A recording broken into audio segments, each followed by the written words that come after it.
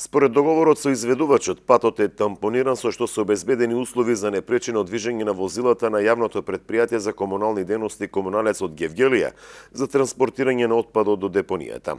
За реализација на проектот од страна на Меѓународната агенција за мигранти беа донирани 140.000 евра, а беше распишан и тендерот за изведба.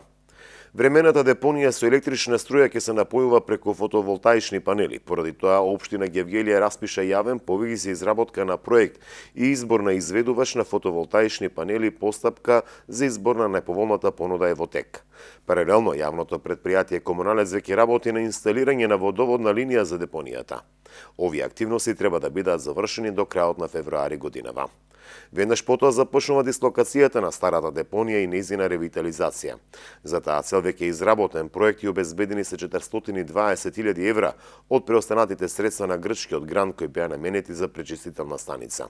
Под дислокацијата на старата депонија кај Сува река, согласно изготвениот елаборат за рехабилитација на просторот, ќе биде изграден заштитен зид на Сува река, се предвидува целосно расчистување на депонијата, покривање на комуналниот отпад и уредување на јавна зелена површина.